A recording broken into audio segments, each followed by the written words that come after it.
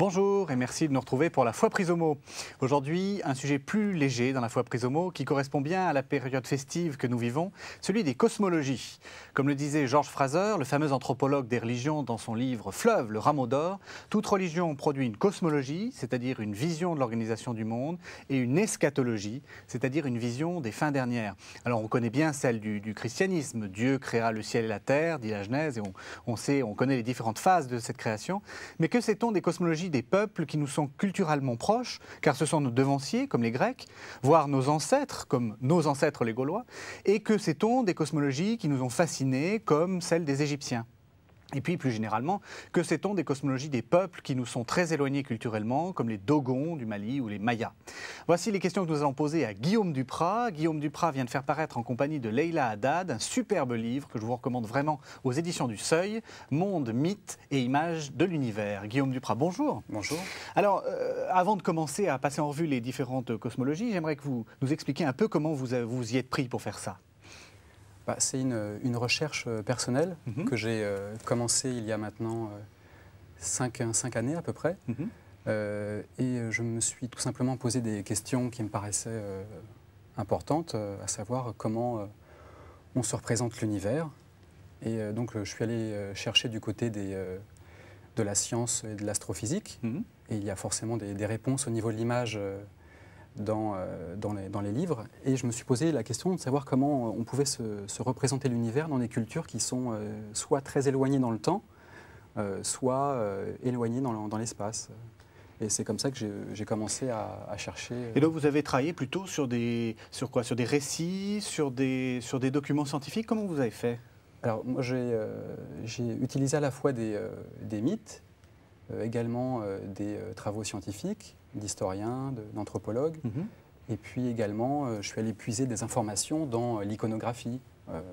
Quand il s'agissait par exemple de la vision du monde des Égyptiens, je suis allé voir dans les bas-reliefs, dans les écritures aussi. Oui, parce qu'on va le voir, c'est ça qui est tout à fait nouveau dans votre livre, c'est que vous avez cherché à donner une représentation, alors forcément occidentale. Je pense que l'Égyptien, vous lui auriez donné un crayon et du papier, il n'aurait pas fait exactement ce que vous avez fait, mais une sorte de représentation qui est un modèle. Comment vous le définiriez? Alors, ce serait plutôt une reconstruction, c'est-à-dire que je ne prétends pas parler au nom de personnes que je n'ai pas rencontrées, oui. Mais par contre, je collecte des informations et à partir de ces informations, je reconstruis une image qui peut avoir un caractère un petit peu utopique, mais qui est faite à partir d'un matériau qui, lui, une sorte d'aide-mémoire. Voilà, c'est ça. Oui. Oui, pour nous faire comprendre, pour nous permettre de visualiser. Voilà, c'est ça. Je rends accessible des choses qui ne le sont pas. Donc c'est un livre pédagogique en fait. Complètement, oui. Alors on va essayer de passer en revue quelques cosmologies. Alors avant de commencer, je vous ai dit, j'ai parlé de cosmologie, on parle aussi de cosmogonie. La cosmogonie, c'est le récit de la création, et la cosmologie, c'est simplement la vision générale du monde. Et on va probablement utiliser les deux mots, donc comme ça nos téléspectateurs ne sont pas gênés par les deux mots. Alors, parfois, la cosmologie en anthropologie peut être aussi utilisée pour aborder la relation que les hommes entretiennent aussi avec les autres catégories d'êtres, comme les esprits, les minéraux, les végétaux. Donc on va parler plus généralement de cosmologie. Voilà. Alors on va commencer par quelques cosmologies qui vont nous sembler un peu étranges, un peu exotiques, qui sont des cosmologies d'univers culturellement très lointains, qui sont des cosmologies fondées plutôt sur une représentation de l'environnement. C'est-à-dire que les gens ont réfléchi sur l'environnement. Et je vous propose que vous nous expliquiez la première cosmologie, qui est la cosmologie des Hurons. Alors les Hurons, c'est une peuplade de quoi? D'Amérique du Nord, hein, de la région des Grands Lacs. Plutôt du Canada, en fait. Qui sont dans la région des Grands Lacs et qui sont proches d'une ethnie qui est plus connue, qui sont les Iroquois. Ils partagent avec les Iroquois des mythes qui sont vraiment similaires. Alors, donc là, nous avons une première image assez étrange, puisqu'on voit une sorte de tortue qui porte le monde. Alors oui, c'est une tortue qui trouve en fait sa fonction dans un récit qui raconte la création du monde chez les Hurons. Et c'est un récit qui raconte comment la Terre a été créée par des esprits venus du ciel. Une femme est tombée du ciel et en tombant du ciel, elle allait tomber dans une grande étendue d'eau qui était une sorte d'océan primordial. Et comme elle allait se noyer, les habitants du monde d'en bas, qui étaient les animaux, se sont réunis et ont décidé de sauver cette femme qui venait du ciel. Et sous l'égide du chef de ces animaux qui était Petite Tortue, oui. Ils ont fait appel à Grande Tortue pour que cette femme puisse poser des pieds quelque part, pour qu'elle ne se noie pas. Et c'est comme ça que par la suite, les Hurons croient que les animaux sont allés chercher de la terre dans le fond de l'océan pour aller mettre cette terre sur le dos de Grande Tortue, et c'est ainsi que la Terre a été créée. On voit une cosmologie assez naïve, c'est-à-dire qui emprunte, alors on sait que toutes ces religions sont assez, ce qu'on appelle les religions totémiques, c'est-à-dire que les animaux sont des totems, des supports des esprits, et on s'aperçoit qu'on réfléchit à la cosmologie à partir de l'environnement immédiat. Une autre cosmologie qui est aussi tout à fait intéressante, c'est celle du Japon. Alors la cosmologie traditionnelle, du Mahayana. Et là, évidemment, au Japon, la fleur la plus représentative, c'est le lotus. Et donc, c'est une cosmologie fondée sur le lotus. Voilà, c'est ça. Alors, il se trouve que le lotus, c'est un symbole qui est extrêmement répandu dans toute l'Asie, et particulièrement en Inde, et également en Chine, au Vietnam. Et ça, c'est un motif cosmologique qui a voyagé et qui a été récupéré ensuite au Japon, effectivement, et qui permet de symboliser un peu le caractère éphémère du monde. Le monde est comme une fleur qui naît de la vase et qui par la suite est amenée à partir en dégénérescence pour renaître par la suite. Alors on a vu dans l'image, il y avait des sortes de petites excroissances. Vous avez dessiné des petites excroissances sur votre fleur. Ça a un sens ? Oui, alors sur le fruit du lotus, il y a un certain nombre comme des graines en fait, qui sont des graines de monde, qui sont chacune posées sur un océan parfumé, et ces graines de monde contiennent chacune une infinité de mondes. Et la Terre est située dans l'une de ces graines, et plus particulièrement dans la graine qui est située au centre du fruit. Et dans cette graine, il y a 20 strates, et la Terre est située au 13e niveau. Oui, donc en fait c'est assez intéressant parce que c'est une image de l'impermanence du monde, thème bouddhique voilà. très évident, mais et également de l'infinité du monde. Voilà, on n'est que la 13e couche de la petite graine au milieu du lotus. C'est ça qui est vraiment très fort, je trouve. Dans la cosmologie bouddhique, on est vraiment... rien. Oui, voilà, c'est ça. On est quelque part un bout de graine, quoi. Oui. Alors une autre cosmologie que j'ai trouvée très belle, je connaissais pas du tout, c'est la cosmologie des Inuits. Expliquez-nous qui sont les Inuits. Alors, les Inuits, c'est une population qui habite dans des territoires qui sont très durs, puisqu'il fait très froid dans toute la région arctique. Il y a des Inuits à la fois au Canada, aux États-Unis et également en Russie. Et une fois dans l'année, plusieurs fois même dans l'année, il n'y a pas de soleil. Et à l'inverse, il peut ne pas y avoir du tout de jour, de nuit. De nuit, oui. Donc c'est une des particularités de l'environnement géographique des Inuits, c'est qu'il y a vraiment un dualisme climatique qui est très marqué. Et qui se retrouve totalement dans la cosmologie, puisque, on va le voir sur la vue générale, le monde est un igloo. Voilà, c'est ça. Il se trouve que dans la langue inuite, un même mot, la racine du mot qui désigne le ciel, c'est la même racine pour désigner la voûte du palais et également l'habitat des Inuits, c'est-à-dire l'igloo. Donc il y a une homologie comme ça entre l'infiniment petit et l'infiniment grand.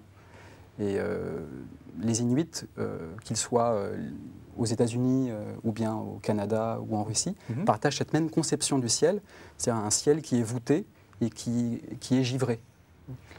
C'est ce qu'on voit dans l'image, c'est-à-dire que c'est un igloo.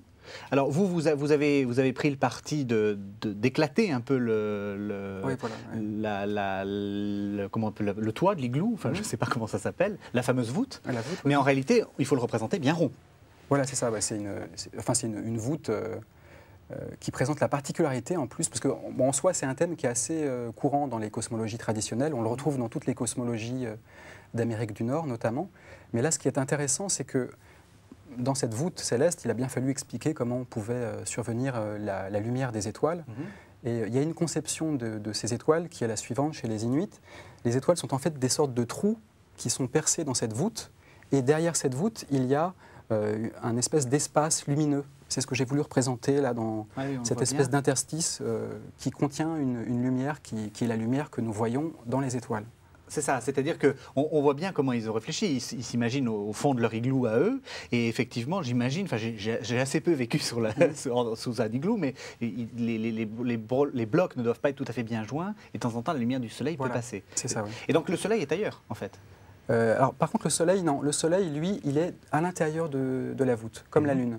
Et il est un petit peu personnifié, c'est-à-dire qu'il est associé à une divinité, quoi. Ouais. Et comment ça se fait que de temps en temps, les étoiles et le soleil disparaissent?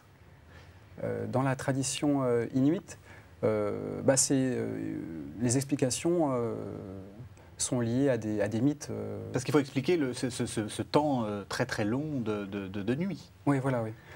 C'est tout simplement lié, comme ce sont des êtres qui sont capricieux, parce que ce sont des divinités qui ont quelque chose de très très humain, elles sont amenées à fauter. En l'occurrence, là, chez les Inuits, le soleil et la lune correspondent à un frère et une sœur qui, à l'origine, ont commis un inceste, et c'est ce qui a produit une faute originelle de laquelle tout a découlé. Et donc, régulièrement, ils se fâchent, et donc le soleil s'en va. Voilà, c'est ça. Pendant 6 mois. Voilà. Enfin, c'est pas aussi long, mais... Oui, voilà. Enfin, il met du temps à se fâcher et à se réconcilier avec le monde. Alors maintenant, on va continuer toujours dans ce monde un peu... qui pour nous est très étranger, et des cosmologies qui nous paraissent extrêmement exotiques parce que très très éloignées de nos façons de penser. Alors là, on va essayer de rentrer dans des cosmologies qui sont non plus seulement fondées sur une observation de l'environnement, mais bien sur une philosophie, c'est-à-dire une vision très compliquée du monde. Et moi, une cosmologie qui m'a absolument époustouflé, c'est la cosmologie des Dogons.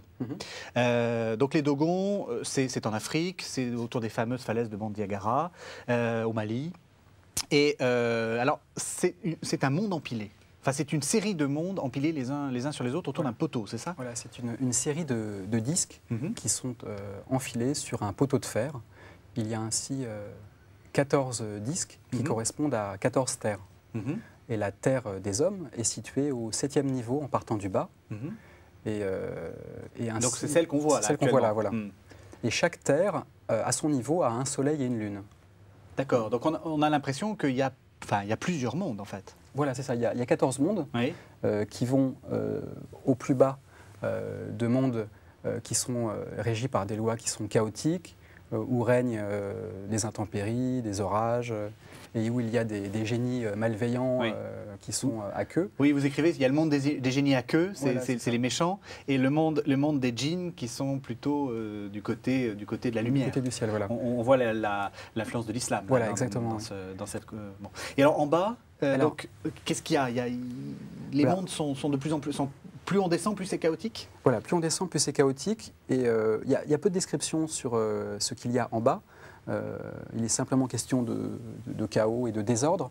Et à l'inverse, tout en haut, là où règne le dieu qui a créé le monde chez les Dogons, c'est-à-dire Amma, il y a un monde qui est totalement éthéré, baigné dans une lumière. Oui, vous l'avez représenté dans une sorte de dôme de lumière. Voilà.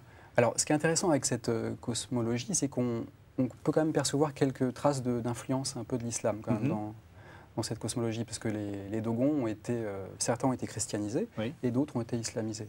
Là, c'est un récit qui...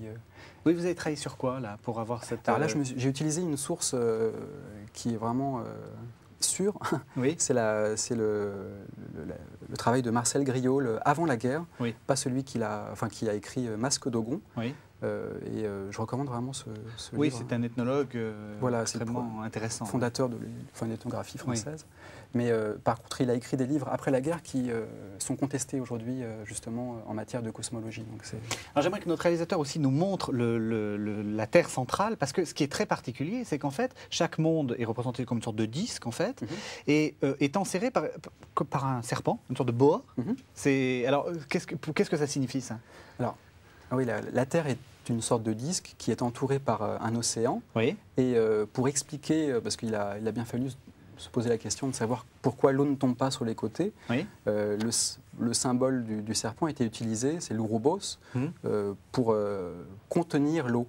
Et c'est le serpent dans cette cosmologie à la fois une fonction un peu, on va dire, physique, puisqu'elle explique pourquoi l'eau ne se répand pas dans l'univers, et en même temps, symboliquement, le serpent qui se mord la queue, c'est le temps qui n'en finit pas. Oui.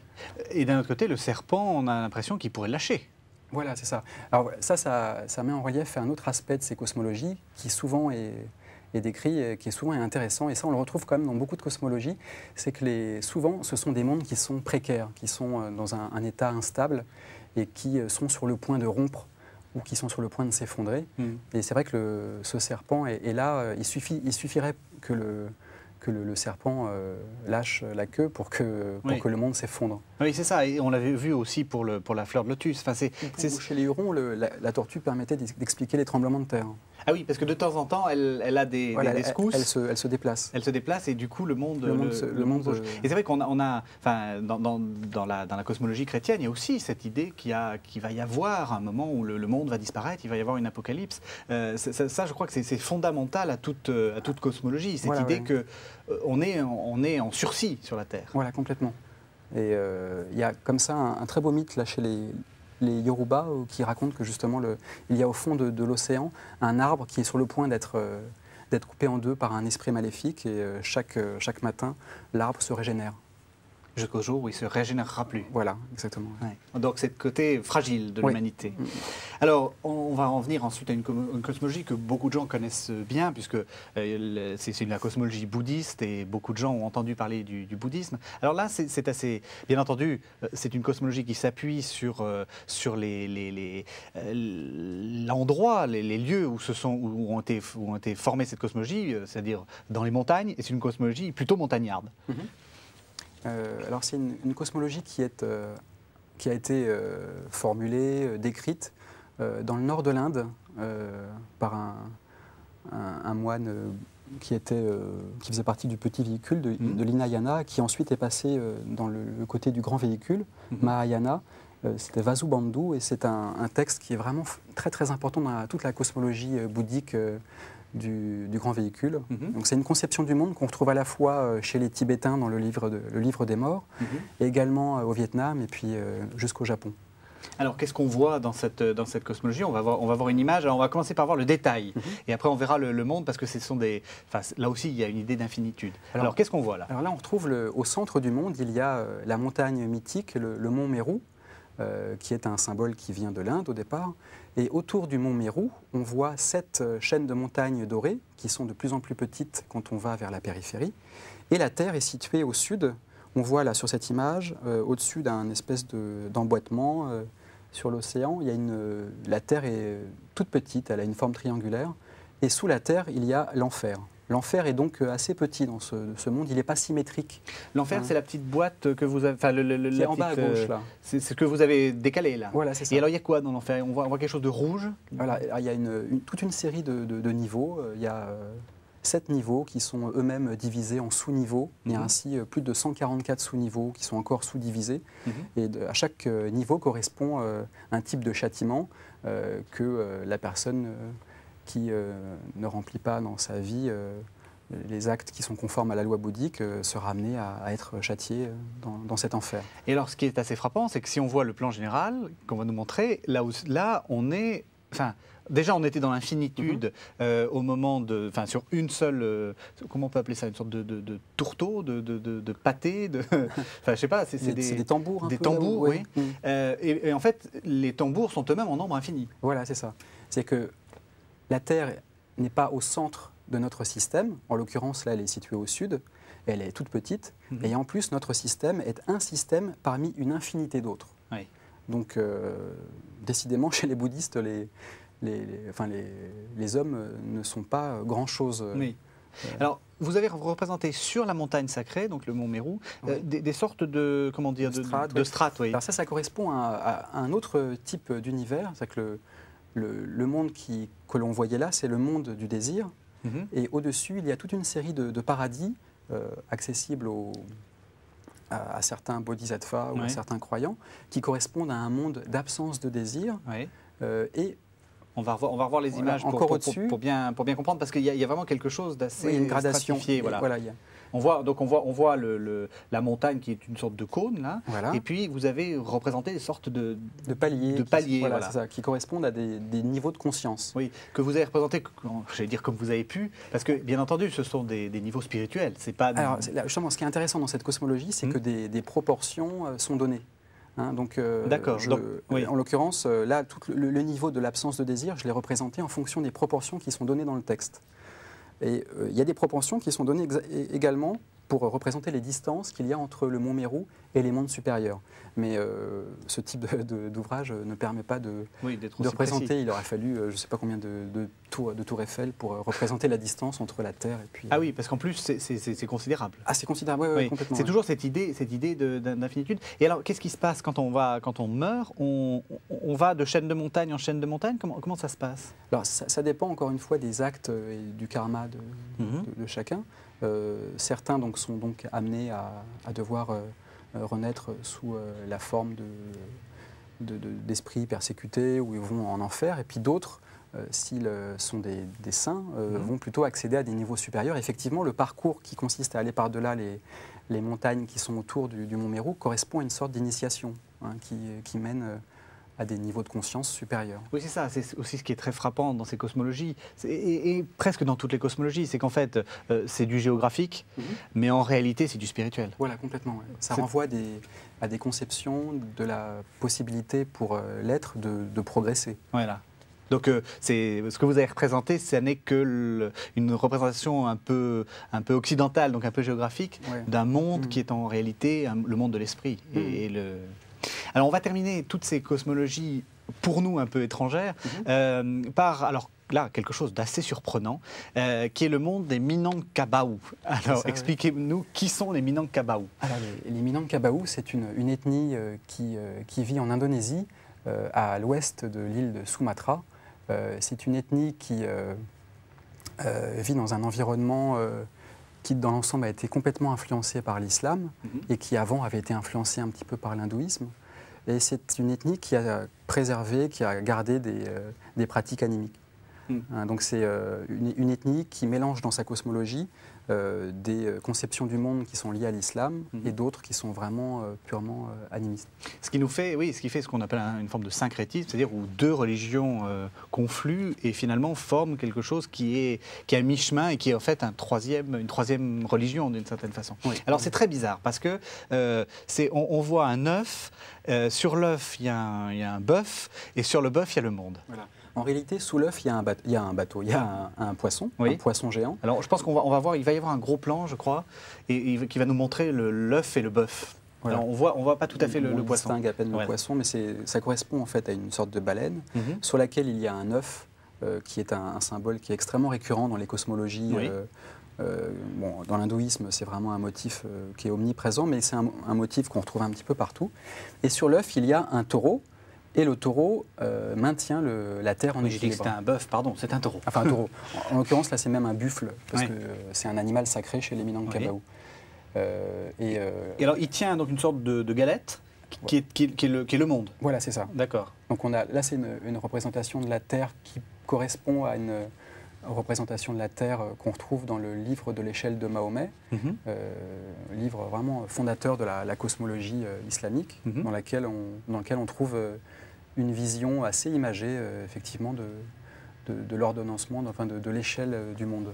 Et donc, en gros, le bas était plutôt animiste, c'est-à-dire plutôt le buffle, l'œuf. Et puis, en haut, on l'a vu et on va le revoir, vous avez représenté ça sous forme de toiture indonésienne, mais en fait, ce sont des cieux.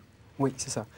En fait, toute la construction, elle est liée à ce récit de l'échelle de Mahomet. Dans le récit de l'échelle de Mahomet, il y a une baleine sur laquelle il y a un rocher, sur lequel il y a un taureau, il y a ensuite par-dessus un ange qui maintient la terre. On a à peu près la même structure. Oui, c'est pas animiste, ça. Ah non, ça c'est pas du tout animiste. Ça c'est vraiment tout ça, c'est lié au récit de l'échelle de Mahomet. Voilà. Par contre, ce qui est vraiment animiste, c'est comment l'âme du défunt va faire pour revenir sur la Terre si elle doit revenir sur Terre. En l'occurrence, là, ce qui se passe, c'est que quand un esprit doit trouver un lieu où il va aller, il est guidé par un ange qui s'appelle Gabriel, qui va le mener au 7e ciel. Et du 7e ciel, l'ange va lui montrer la création de Dieu, pour lui montrer combien cette création est belle. Et ensuite, à l'issue de cette rencontre, il y a une sorte de jugement. Et soit le défunt va rester auprès de Dieu, soit il va se réincarner en animal ou en homme. Ah oui, voilà, c'est là où l'idée de réincarnation n'est pas très musulmane. Voilà, a priori. Et alors, les différents cieux correspondent à quoi? Là, c'est exactement pareil. On retrouve là la gradation, la description qu'il y a dans le récit de l'échelle de Mahomet. Ce sont des cieux qui sont à chaque fois de plus en plus précieux et qui sont sertis de rubis, d'émeraudes, d'or, d'argent. Et plus on monte, et plus les cieux sont précieux. Et donc correspondent à une sorte de degré de sainteté de plus en plus élevé. Et en fait, Allah, je ne sais pas comment il l'appelle chez nous. Allah, oui, au 7e ciel, se trouve au fameux 7e ciel. Il y a le trône d'Allah. Le trône d'Allah qui est une présence, qui n'est pas, qu'on ne voit pas. Voilà. Alors, on a commencé donc là notre émission par ces cosmologies un peu étonnantes pour nous. Quoique, bon, la cosmologie Minangkabau nous a, même si elle est loin, nous a finalement beaucoup rapprochés de notre Occident, puisqu'on arrive aux portes de l'Occident. Maintenant, on va faire un voyage dans le temps, c'est-à-dire qu'on va rester plutôt dans notre sphère culturelle, c'est-à-dire l'Europe élargie, c'est-à-dire l'Europe et le Moyen-Orient, et on va essayer de retrouver ces cosmologies qu'on a beaucoup étudiées parce qu'elles font partie des mondes qui nous ont précédés, qui nous ont fascinés. Et on va commencer, à tout seigneur, tout honneur, par évidemment la cosmologie égyptienne. Alors, la cosmologie égyptienne, vous l'avez représentée, elle est assez étrange, c'est-à-dire qu'elle est finalement beaucoup plus simple que ce qu'on pourrait imaginer en regardant les représentations des tombeaux, par exemple. C'est tout à votre honneur, c'est-à-dire que vous avez simplifié quelque chose. Oui, c'est assez compliqué la cosmologie égyptienne parce que c'est à la fois des sources qui sont extrêmement nombreuses, c'est une durée dans le temps qui est très très longue. Oui, il y a 3000 ans d'histoire. 3000 ans d'histoire. Donc, moi, il y a deux choses qu'il faut comprendre. D'un côté, la religion, elle est passée de quelque chose d'une religion un peu stellaire, qui était tournée vers les étoiles, à une religion plus chtonienne. Donc plutôt vers la Terre. Vers la Terre, donc qui était plutôt concentrée sur le parcours du défunt dans le monde souterrain. Mais au niveau de la cosmologie, c'est-à-dire de l'organisation du monde, finalement, c'est assez homogène, que ce soit à l'Ancien Empire ou bien au Moyen Empire ou au Nouvel Empire. C'est un même modèle, c'est celui que j'ai représenté. C'est-à-dire que la Terre est plate. Il n'y a pas vraiment de forme qui est donnée à la Terre. On sait que c'est un plateau. Oui, donc vous avez représenté ça comme une sorte de plateau qui se perd dans le... Voilà, qui est posé sur l'océan. Oui. Cet océan sur lequel la Terre repose est un océan qui est en communication avec une espèce de mer primordiale qui nous entoure. Toujours cette idée que en fait, le monde est un bout de terre entouré par de la mer. Voilà, on l'a retrouvé vraiment dans beaucoup de mythes. Dans beaucoup de mythes. C'est vrai. Et là, la particularité de ce... Alors, moi, il y a deux écoles un petit peu. Il y en a qui disent que chez les Égyptiens, l'océan primordial est sous la Terre, et il y en a d'autres qui disent que l'océan, il est tout autour. Et auquel cas, la Terre serait comme une espèce de bulle, elle serait comme prise dans une bulle d'air.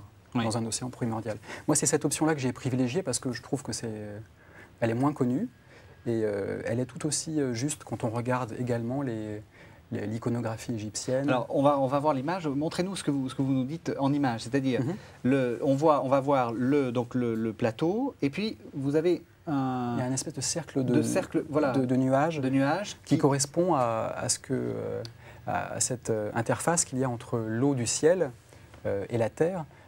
C'est le dieu Chou, le dieu de l'air, qui maintient un espèce d'espace vivable en fait pour les hommes. Et alors, ce qu'on voit sous ce dieu Chou, voilà, on voit très bien, parfait, c'est la terre. Et alors, petite colle, qu'est-ce qu'il y a au milieu?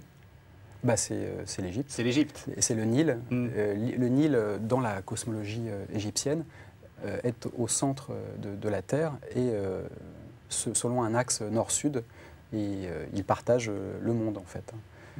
Mais il y a peu d'informations précises sur la géographie la façon dont il se représentait la géographie. Oui, la géographie. On n'a pas d'informations très précises. Si, vous avez quand même réussi à montrer que le Nil paraît infini, en fait. Oui, vous vous êtes arrangé pour faire en sorte que... Voilà, parce que c'est ça l'idée. La source du Nil est reliée au ciel. Donc il y a cette idée que l'océan qui nous entoure est connecté aux eaux d'en haut. Voilà, c'est ça qui est intéressant dans cette. Oui, et donc ce qui explique tous ces mythes égyptiens où le Nil, bien entendu, selon les crues, alors ils n'avaient pas compris les crues, mais enfin quoi qu'ils les décrivaient de manière extrêmement précise, que les crues du Nil étaient en fait directement voulues par les dieux, puisque c'était eux qui ouvraient les vannes du ciel, plus ou moins. Bah, c'est un calendrier qui était basé sur l'étoile de Sirius, et c'est au lever, à l'apparition de Sirius, chaque année, qu'il y avait coïncidence entre cette apparition de Sirius et puis la montée du Nil. Hein, donc, en l'occurrence, là, c'est vraiment l'étoile de Sirius qui jouait un rôle très très important pour expliquer la montée du Nil. Mais ils avaient même fait beaucoup plus fort, parce que je me rappelle qu'il y a un temple qui s'appelle Komombo, où on voit une sorte d'hydrographe, et en fonction de la montée des eaux et de la vitesse de montée des eaux, ils pouvaient prévoir à quel moment il fallait évacuer pour pas que les gens se fassent noyer. Donc c'était quand même extrêmement scientifique. Donc il y avait une régularité très, très grande. Mais il y a quand même cette idée que ce fleuve-là, qui est le fleuve nourricier, est connecté au monde des dieux. Voilà, c'est un fleuve divin. Voilà, c'est ça. Mais ce qui est étonnant, c'est qu'en fait, il coupe la trajectoire du Soleil de manière perpendiculaire. Hein, donc, le Soleil a une direction est-ouest, et il y a comme ça deux axes qui sont très importants chez les Égyptiens. Il y a à la fois cet axe du Nil, qui est une eau sacrée, et puis il y a également le fleuve céleste sur lequel... On va revoir l'image, parce que vous l'avez très bien... C'est assez amusant comment vous l'avez représenté. C'est-à-dire qu'on voit effectivement... Ce serait même bien de voir, je vais demander au réalisateur de nous montrer carrément l'autre image, où on voit bien qu'effectivement... Voilà, on voit à droite, là, l'endroit où le soleil émerge, où il se régénère. C'est là où le dieu Ra, chaque matin... retrouve vie, hein, parce qu'il est mis en péril à chaque fois sous terre chaque nuit. Et donc il suit un parcours sur un itinéraire qui est comparé à un fleuve. Donc en fait, le Nil et l'itinéraire du Soleil se croisent. Voilà, c'est ça. Voilà. Alors on va maintenant changer de cosmologie et on va arriver chez les Babyloniens. Alors les Égyptiens de moins 3000 à Cléopâtre, c'est-à-dire à peu près notre ère. Les Babyloniens, on est plutôt autour de moins 700 à peu près, et ça, on n'est plus dans le sud de la Méditerranée, on va plutôt vers l'Irak. Voilà. Alors là, c'est assez drôle parce que c'est une cosmologie emboîtée. On a l'impression que l'univers est une série de boîtes. Enfin, ou plutôt c'est une grosse boîte. Alors, pour cette cosmologie, je me suis basé sur un certain nombre de mythes qui sont encore consultables. Il y a le poème de la création, qui est un récit qui raconte comment le monde a été créé. Et puis il y a d'autres mythes qui racontent comment certaines personnes peuvent descendre dans les enfers. Si bien qu'en fait, il y a quand même beaucoup d'informations sur les différentes strates de l'univers. Et il y a un certain nombre de points communs. Et donc, moi, je me suis attaché à mettre en relief ces points communs. Il y a donc plusieurs cieux qui sont emboîtés. Il y a cette idée de monde emboîté, hein, de cieux emboîtés, qui est une idée qui est assez originale. Et qui est une idée, ça c'est très important. En fait, la cosmologie babylonienne a eu un rôle déterminant pour la cosmologie biblique, puisque au moment où on rédigeait la Bible, où les Hébreux ont rédigé la Bible, ils étaient en fait en exil à Babylone. Et le fameux poème de la création que vous avez cité, Nouma Elish, comme on l'appelle, est en fait a servi de modèle pour la Genèse. Et c'est pour ça que dans notre cosmologie chrétienne, ou plus exactement dans les cosmologies juives qu'on a retrouvées via l'Apocalypse, il y a cette idée de cieux, des différents cieux emboîtés. Et par exemple, les gnostiques montrent bien que l'âme doit passer de cieux en cieux pour arriver au 7e ciel ou au 12e ciel selon les cosmologies. Donc cette idée d'emboîtement que nous avons retrouvée, que nous avons chez nous, est une idée qui est vraiment babylonienne. Voilà, oui. Alors donc on va reprendre l'image et donc vous représentez donc une sorte d'emboîtement. C'est un monde qui est tout contenu parce qu'il y a toute une série de détails qui sont donnés pour évoquer cette idée de limite, de frontières. Il y a ainsi la peau d'un monstre primordial, une déesse qui s'appelle Tiamat, qui a été sacrifiée par le dieu Marduk, le dieu babylonien. Et cette déesse, son corps a été démantelé, et les différentes parties de son corps ont servi à bâtir le monde. Ainsi, la montagne qu'on voit sur Terre, c'est la tête de Tiamat. Oui, et en fait, vous avez représenté comme une sorte de crâne, en fait, on le voit, voilà, très bien, on le voit bien, il y a une sorte de crâne parce que c'est la tête d'une déesse. Voilà, c'est la tête. Et la peau, c'est aussi la peau de... Et la peau qu'on voit qui a une texture de serpent, c'est parce que c'est une déesse qui a comme particularité d'être un peu amphibienne, mi-femme, mi-serpent. Et donc la peau de Tiamat a été utilisée pour Marduk pour contenir le monde. s'il n'y avait pas cette peau, et s'il n'y avait pas en plus, ça je ne l'ai pas représenté, mais normalement il y a des filets tout autour en plus, Oui. et il y a en plus des verrous, tout ce monde se désagrégerait. Oui. Toujours cette idée de l'impermanence du monde. Voilà, Il ne faut pas faire sauter les verrous du monde. Alors, il y a des enfers aussi. Alors, voilà, il y a également des enfers. On va le voir dans la vue générale. En dessous, il y a des... Vous avez fait une sorte d'ouverture. Normalement, ce n'est pas ouvert, évidemment. Voilà. Et donc, il y a quoi? Alors, c'est un monde qui est symétrique. C'est-à-dire que ce qu'il y a au ciel, de la même manière, il y a une proportion qui est donnée. Sous terre, il y a également des niveaux. Il y a un niveau d'eau, avec une énorme réserve d'eau. Et sous cette réserve d'eau, il y a un enfer qui est décrit dans un mythe qui s'appelle la descente d'Ishtar. Et alors, qu'est-ce qu'on voit en haut? Parce que vous avez représenté une île avec la tête, et puis on a l'impression qu'il y a d'autres choses autour. Comment c'est organisé ce monde-là? Pour le plan terrestre, je me suis basé sur une tablette dite la tablette de Sippar, qui est une tablette qui date de moins 500, moins 700 avant Jésus-Christ, qui est la première carte de la Terre qui existe. C'est une carte qui montre comment est située Babylone sur la Terre. C'est-à-dire que Babylone est située au centre de la Terre. Fatalement. Voilà, comme très souvent. Et en plus, la Terre est représentée avec des villes qui sont situées de manière très très précise. Oui. Elle est représentée de manière circulaire. Et tout autour, dans cette carte, tout autour, on trouve des continents qui sont indiqués. Oui. Il y a ainsi 7 continents, 7 régions dont on ne sait pas grand-chose. Donc il y a la terre babylonienne, on peut dire, voilà, le monde centre, babylonien, voilà. Et puis des choses. Et puis 7 continents, 7 régions qui sont assez mystérieuses, que j'ai représentées de cette manière-là en périphérie. Il est tout à fait possible que ces régions soient connectées au ciel. On ne sait pas. On sait pas. On sait pas. Mais ce qui est intéressant, c'est que votre représentation s'inspire effectivement de la première carte du monde. Et donc la Terre était ronde. Le monde babylonien était rond. Voilà, il est circulaire. Parfaitement circulaire. D'accord. Entouré d'un océan.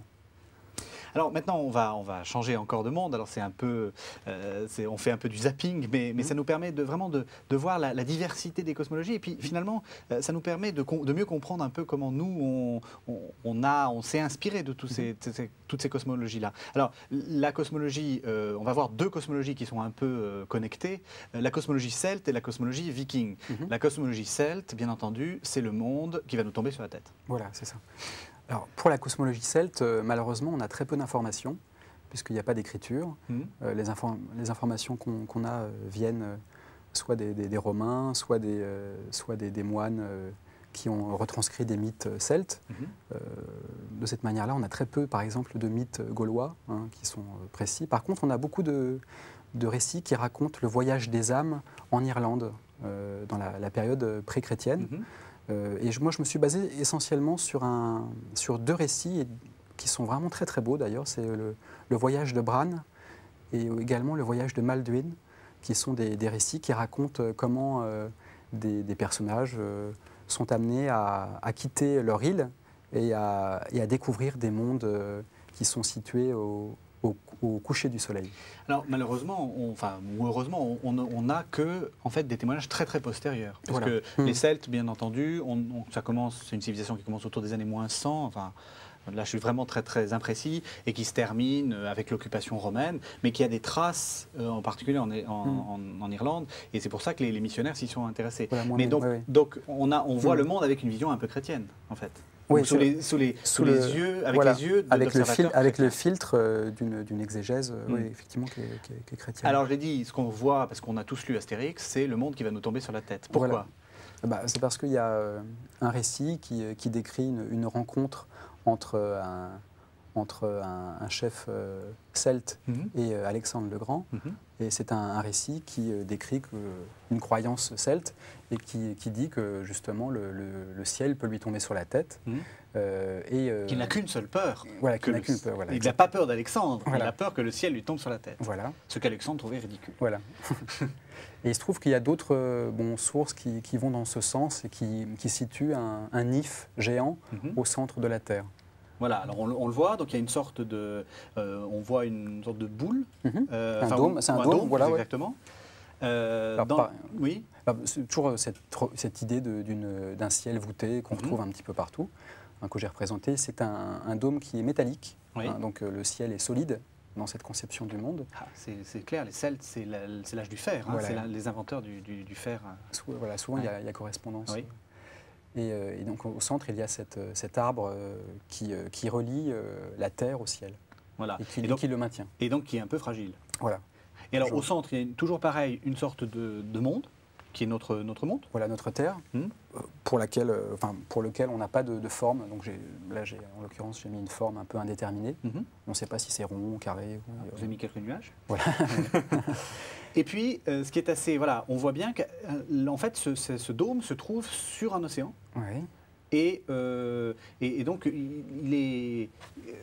Qu'est-ce qui se passe? On peut s'en aller? On peut sortir de ce dôme? Voilà. Alors, l'intérêt de cette cosmologie, c'est qu'il y a c'est pas forcément une représentation verticale du monde qui est mise en lumière, mais c'est dans le voyage de Bran en particulier, l'accès au monde de l'au-delà, il ne se fait pas vers le haut, mais il se fait là où le soleil se couche. Donc Bran va suivre il va vivre toutes sortes de péripéties qui vont le mener d'île en île, sur lesquelles il va subir différentes épreuves. Pour arriver enfin dans une sorte d'île paradisiaque qui est située à l'extrême ouest du monde. Ah oui, donc c'est-à-dire que les âmes des bienheureux partaient d'île en île et sortaient du monde en fait, voilà, oui. Mais allaient jusque l'île, là il l'appelle l'île des femmes. Et là encore, c'est intéressant parce qu'on voit bien à quel point l'environnement est déterminant pour une cosmologie, parce que c'est des peuples de la mer, des peuples de navigateurs, et forcément, on représente le monde comme une sorte de navigation. Voilà, il y a une dimension fonctionnelle. Quoi. Oui. Si c'était la cosmologie d'un boucher, peut-être que le monde aurait une forme de hachoir, je ne sais pas, mais c'est vrai ça c'est assez récurrent. Oui. Que ce soit l'environnement ou bien l'habitat, c'est très très important dans la vision du monde, dans les mythes. Alors on va passer des Celtes à leurs successeurs, les Vikings, et là c'est un monde qu'on connaît bien parce que c'est le monde de Donjons et Dragons, c'est le monde de toutes ces croyances plus ou moins fausses, factices, créées par le cinéma américain, soyons clairs. Alors là aussi on retrouve cette idée qu'il y a un arbre. Voilà. Qui s'appelle Yggdrasil. Yggdrasil. Alors pour la cosmologie scandinave, c'est extrêmement pratique parce qu'il y a un texte qui est extrêmement long et fourni en détail, qui est l'Edda de Snorri, qui est un texte qui, encore une fois, est passé par la transcription chrétienne. C'est un texte qui décrit le monde dans sa totalité. Il décrit à la fois la création du monde, mais également sa formation, son organisation, ses différents plans. Et il y a énormément de détails, effectivement, dans cette vision du monde. Et il y a surtout cet arbre au centre du monde qui joue un rôle vraiment très important. Alors, voilà, on le voit. Il y a donc cet arbre Yggdrasil. Voilà. Au centre, donc on va avoir un gros plan, ça va se rapprocher. On voit le monde. Voilà la Terre, la Terre qui est circulaire, c'est décrit. Le monde des hommes qui donc est situé à l'intérieur d'une espèce d'enceinte. Et au centre du monde des hommes, il y a une autre enceinte, circulaire elle aussi. Et dans cette enceinte, il y a le monde des dieux. Donc, les dieux sont à la fois au centre de la terre des hommes et ils sont également au-dessus. Et l'arbre Yggdrasil fait le lien justement entre le monde des hommes et le monde des divinités. Oui, et le monde des hommes porte un nom que les lecteurs de Tolkien connaissent bien, puisque c'est la fameuse Terre du Milieu. Oui. Parce qu'on sait que Tolkien avait beaucoup, en fait, a fait une sorte de fausse mythologie, mais en utilisant les mythologies celtes et vikings. Donc Bilbo le Hobbit, c'est absolument un démarquage. On retrouve des nains aux Quatre Orients, on retrouve le monde des elfes. Oui, alors ça on va le voir dans l'arbre, c'est-à-dire que dans l'arbre, il y a effectivement des mondes portés sur des branches en fait. Voilà, chaque groupe de dieux a son propre monde. Vous les avez représentés, on voit trois petits... Voilà, il y a différents types de dieux, il y a les elfes, il y a les vannes, il y a les As, et puis, ce qui n'a pas souvent été représenté dans la cosmologie viking, il y a un autre monde qui est au-delà, et qui est accessible par le biais d'un arc-en-ciel, qui est assimilé à une sorte de pont. C'est cette espèce de boule de feu qui est en haut à gauche, qui est le monde de Muspel. Voilà, on la voit là. Voilà, c'est un monde de feu qui est en effervescence. Et on voit bien effectivement l'arc-en-ciel. Voilà, oui. Et c'est un monde qui alimente notre monde en lumière et qui est toujours là. Et il y a des cavaliers de feu qui sont censés venir à un moment donné pour annoncer la fin du monde dans cette cosmologie, justement, quand on parlait de fin du monde. Alors, est-ce que ça vient de l'Apocalypse ou est-ce que ça vient de... Ça aussi, on voit bien la difficulté quand on traite ce genre de texte. Les cavaliers de l'Apocalypse, ça vient du judaïsme, ça vient via le christianisme. Est-ce que d'où viennent ces cavaliers? C'est difficile. Bon, moi, je suis bien incapable de répondre à cette question. Mais ce qui est intéressant, pas grand monde qui est capable de répondre à cette question. Mais ce qui est intéressant, c'est de comprendre qu'il y a toujours du bricolage, quoi, dans ces cas-là. Et c'est un espèce de grand bricolage. Moi, c'est comme ça que j'ai conçu mes images. C'est parce que j'ai bien compris que tout ça se mélange, s'interpénètre, se superpose. Et je crois qu'il n'est pas question d'essayer de trouver un sens en particulier ou une origine, quoi. Mais... Et alors, on continue donc l'exploration de ce monde-là, parce que vous avez aussi représenté le monde, là aussi on ne le voit pas souvent, le monde d'en bas, les enfers. Et là, on voit, donc vous avez fait sortir, il y a une petite, vous avez fait un petit, comment on peut dire, un déboîtage. Un déboîtage, oui. Et alors, qu'est-ce qu'on voit là? On voit qu'il y a l'arbre d'Yggdrasil, comporte 3 sources, et chaque source est reliée à certaines divinités. Et dans le monde d'en bas, il y a cette source qui est rongée en permanence par des serpents qui sont en train de détruire le monde, en fait. Oui. Ils grignotent l'arbre. Ils grignotent l'arbre, voilà, c'est ça. Une sorte de ver voilà, c'est ça. Mythique. Voilà. Et ils sont situés donc au centre du monde d'en bas. Et il y a un enfer qui, lui, n'est pas situé à proximité de cette source maléfique, là, mais l'enfer est situé à l'ouest de cette source.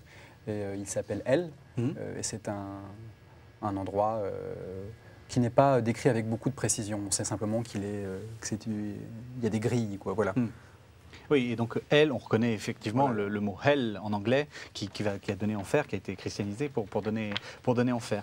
Et là encore, on voit bien cette inquiétude, le fait que le monde est toujours, il va nous tomber sur la tête. Et on est rongé, il est rongé de l'intérieur. Ouais, cette idée-là, on la retrouve également dans le monde d'en haut. C'est intéressant dans le mythe d'Yggdrasil, puisque dans l'arbre, dans le ciel, il y a des cerfs qui rongent les fruits de l'arbre en permanence.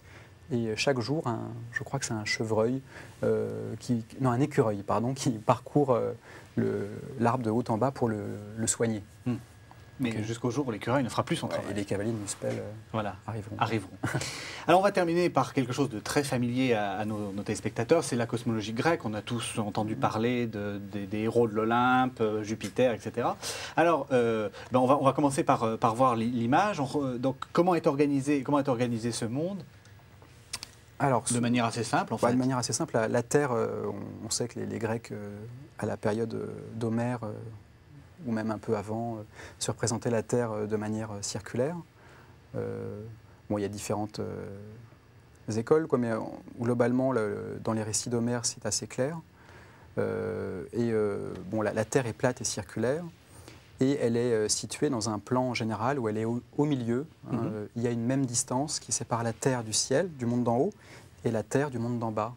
Une enclume met autant de temps pour descendre du monde d'en haut jusqu'en bas, et de la même manière, cette enclume mettra le même temps pour atteindre le Tartare. Voilà. On trouve ça chez Hésiode. Alors on va regarder le monde d'en haut.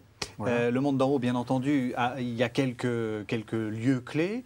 Vous lui avez donné un peu la forme de la Méditerranée, évidemment. Oui, voilà. Bien entendu. Il y a quelques lieux clés qu'on reconnaît. Il y a le mont Olympe, qui est le séjour des dieux, qui se trouve quelque part en Grèce. Voilà. Alors là, il y a évidemment des incohérences au niveau de l'image, puisque normalement, c'est un monde qui est en connexion avec le monde d'en haut. Mais en fait, il n'y a pas beaucoup d'informations de type géographique sur le monde d'en haut. Donc c'est pour ça que j'ai représenté l'Olympe tout en haut, en partant du principe qu'il y avait une symétrie entre le monde d'en haut et le monde d'en bas. D'accord. Et puis, on reconnaît aussi, alors on peut le regarder encore, deux lieux clés, les colonnes d'Hercule. Voilà, oui. Qui se trouve autour de Gibraltar, c'est le bout du monde. Et puis, bien entendu, le jardin des Hespérides. Il s'agit de quoi? C'est le lieu où Hercule est passé. Ce qui est intéressant avec le Jardin des Hespérides, c'est que ça montre vraiment l'influence de la géographie d'Homère dans la compréhension qu'on a aujourd'hui de la façon qu'avaient les Grecs de se représenter l'univers.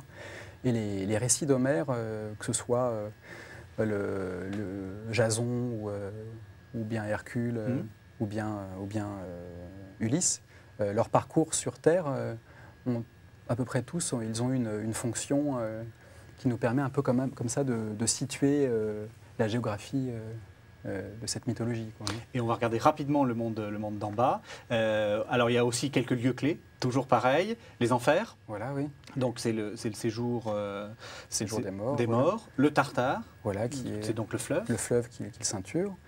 Et puis il y a tout au centre l'enfer, proprement dit, qui lui est décrit de manière assez précise avec des enceintes successives qui contiennent en leur centre des géants primordiaux.